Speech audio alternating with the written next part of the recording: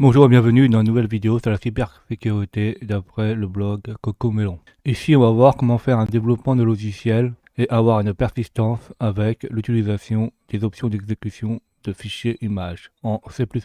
Bonjour passionnés de cybersécurité de Hacker Blanc. Donc cet article est le résultat des propres recherches de la personne qui a fait le blog Cocomelon. C'est l'une des astuces intéressantes de la persistance sur les logiciels malveillants. Donc c'est encore une autre vidéo sur la persistance via les options d'exécution des fichiers images. Donc c'est quoi l'option d'exécution des fichiers images? Donc le IFFEO permet aux développeurs d'attacher un débugger à une application ou un processus. Cela permet au débugger ou à l'application de s'exécuter simultanément avec l'application en cours de débugage. Oui, ça permet par exemple quand on fait play là, qu'on permet de d'exécuter l'application ou de la suivre son déroulement pendant son exécution. Comment il faut faire pour paramétrer cette fonctionnalité? Nous pouvons lancer un processus, un programme, lorsqu'une application se ferme silencieusement. Donc la sortie silencieuse d'une application signifie que l'application a été fermée de l'une des deux manières suivantes. Donc la première manière, c'est une résiliation ou une fermeture volontaire par un appel du exit process, ou ça peut être fait par un autre processus qui va terminer le processus surveillé en appelant terminate process. Donc c'est deux manières de le faire. La façon de configurer ceci se fait via le registre suivant. Donc il faut écrire dans HKML Software Microsoft Windows NT current version silent process exit, et dedans on va configurer l'une des deux clés. Alors on va voir un exemple pratique. Donc nous allons exécuter notre malware une fois que Microsoft Pen, donc MS Pen, se ferme. Alors nous avons notre malware qui s'appelle hack.ccp. Donc ceci, il fait juste comme d'habitude une boîte de dialogue, donc une message box qui affiche Méo Méo. Donc comme vous pouvez le voir, comme d'habitude j'utilise la boîte de dialogue message Méo Méo Méo Méo. Donc ça, c'est là. Et après, il faut inscrire les choses dans les clés dans la base de registre. Donc pour créer la persistance, on crée un script, donc un programme pers.ccp qui va le faire. Donc regardons un peu le code source. Donc ici, là, les différentes valeurs de clés qu'on va mettre dedans. Donc 512 en décimale, celle-là sera convertie en hexadécimale qui fait 200. On a RM via 1. On a où se trouve l'image du fichier. Donc nous, c'est bien le programme qu'on veut pointer, c'est mspen.exe qu'on voit ici. Et il faut l'écrire dans Software Microsoft Windows NT Current Version Image File Execution Option. Donc c'est bien là. On a Silent Exit. Donc dans Silent, là, c'est pour la fermeture silencieuse. Donc on fait Software Microsoft Windows NT Current Version Silence Exit MSPen. Et on a l'application malveillante qu'on va appeler qui se trouve sur le bureau qui est user test desktop.hack. Alors la première chose, c'est qu'il va écrire une clé. Donc il va créer la clé, qui est la clé IMG. Donc qui est la première clé qui est là, Software Microsoft Windows NT Current Image File Execution. Donc si cette clé a réussi à être écrite, on crée une autre clé qui s'appelle Global Flag et qui va prendre la valeur GF là qui est 512. Donc il va la convertir en hexadécimale. Donc on a une valeur qui sera 200. Après on va créer une autre clé. Donc on va créer la clé qui va permettre de fermer le programme en mode silencieux et après exécuter notre logiciel malveillant. Donc en premier, il vérifie s'il arrive à créer la clé qui s'appelle Silent, qui est là, Software Microsoft Windows NT Current Version Silent Process Exit. Donc s'il n'y a pas d'erreur, il continue. Et dedans, il crée deux autres clés, donc le reporting mode, qui sera mis avec la valeur 1, qui est RM, qui est là, et le monitor process, qui sera mis avec le nom de notre exécutable à exécuter, donc l'exécutable malveillant. Donc voilà à quoi ressemble l'écriture dans les registres. Donc on a aussi ferme les deux clés avec, si ça pas bien, avec reg close key, hein, hkey. Et si tout le programme se termine correctement, il retourne 0, évidemment. Donc là il explique la même chose, sauf que lui il a modifié le chemin, parce que lui il ne le met pas dans le bureau, il le met dans un dossier partagé. Après il va répéter pour ce que j'ai dit. Alors que nous avons fait ici, d'abord nous allons créer Silent Process Exit, donc la clé que j'ai dit là, HKML Software Microsoft Windows Current Version, peut activer les fonctionnalités de surveillance silencieuse des sorties en ajoutant le Global Flag. Le Global Flag qui prend 200 en réglant sur le moniteur processus hack X reporting mode sur 1 et chaque sortie silencieuse MSPen déclenchera désormais l'exécution de notre malware X. Donc c'est exactement là la chose que je vous ai dit là quand il crée la valeur et il crée les deux clés et puis il met la valeur E1 et le nom où il faut exécuter notre malware. Alors la démo c'est qu'il faut compiler hack.x donc pour voir s'il fonctionne. Donc on copie la ligne là, du cross-compilateur qui permet de compiler des logiciels sur Linux qui fonctionneront sur Windows. Donc on va dans l'endroit où il y a le code source, on ouvre un terminal, on compile. Alors il faut bien que ce soit mis en statique, hein, etc. pour que ça fonctionne avec toutes les informations des librairies. On regarde si on a bien hack.exe. Donc là on a bien hack.exe. On va vérifier qu'il s'exécute. Donc là il faut aller sur Windows pour le récupérer. On a le hack qui est là, on fait un copier, on le colle sur le bureau, on double-clique dessus et on regarde si on a Meo qui s'est exécuté. Donc la Meo s'est exécutée. Donc notre charge utile fonctionne bien. Donc là c'est ce qu'on vient de faire. Il faut vérifier les clés, donc avant modification. Donc il faut ouvrir un terminal en PowerShell. On interroge et là on voit pas dans HK Local Machine Software Microsoft NT Current Version Image, on voit pas de Paint.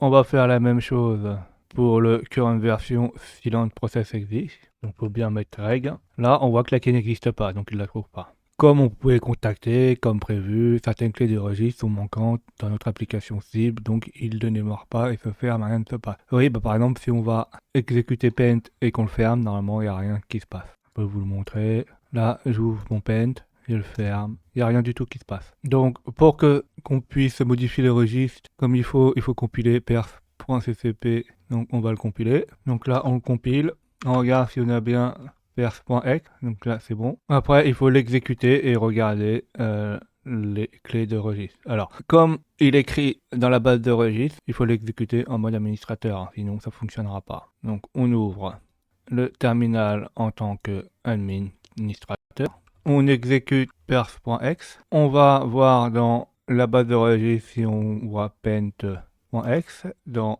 le HK Local Software Microsoft Windows Current Version Image File. Donc ici là on voit bien que MSPaint existe avec la valeur 200 en hexadécimal qui fait 512 en décimal. On va voir si dans le HTML Software Microsoft Windows NT Current Silent Process Exit et quelque chose a été l'exit a bien été écrit. Donc on regarde dedans et on voit bien que le reporting mode a bien été mis sur 1, donc il n'y a pas de problème, c'est activé. Et le monitor process, donc, qui fait office de débugger, mais qui en fait dans notre cas fait office de logiciel malveillant, va être exécuté. Si je quitte MS Paint.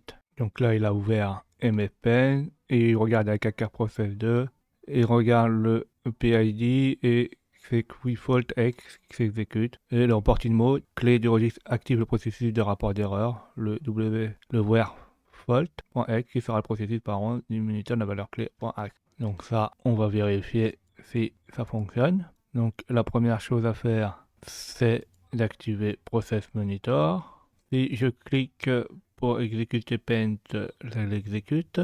Et normalement, si je clique dans fichier et quitter, j'ai Meo qui s'active. Donc là, notre charge utile a bien été exécutée. Et on va essayer de retrouver le processus hack.exe. Donc là, on a le processus hack.exe qui est là.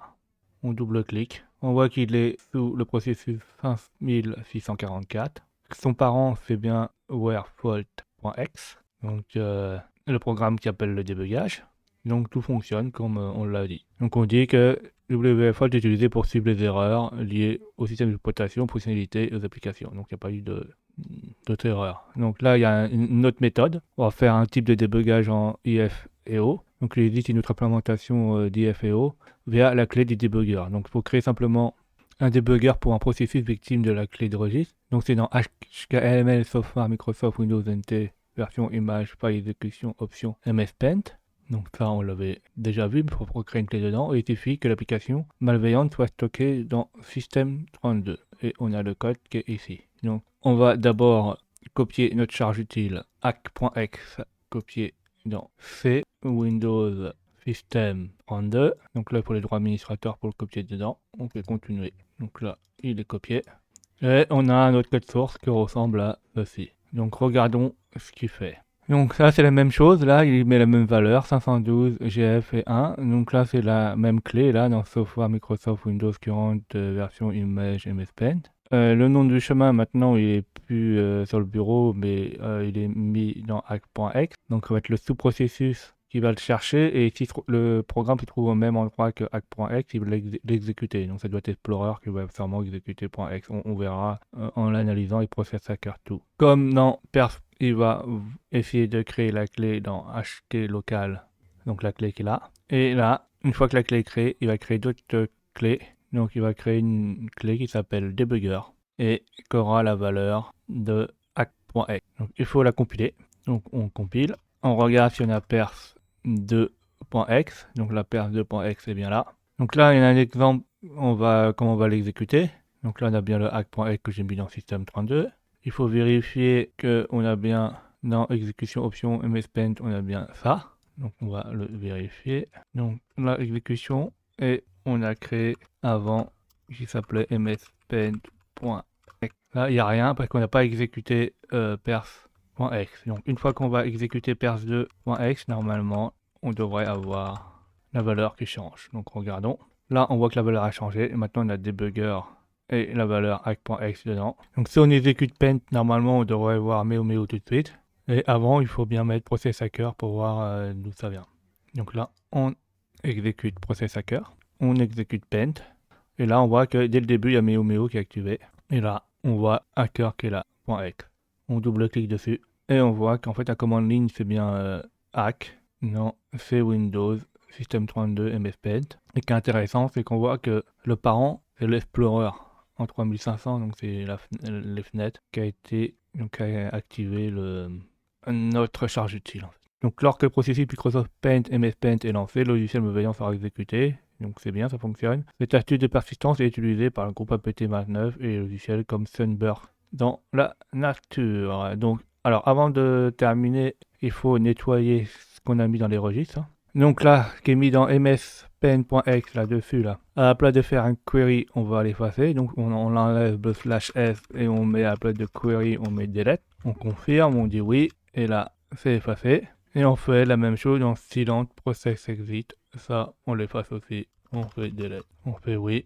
Normalement, si je regarde dans mspaint, il ne devrait plus exister. Donc dans silent, il ne devrait plus exister aussi. Si j'exécute mspaint, là, j'ai plus la charge utile. Et si je quitte, c'est la même chose. J'ai plus la charge utile.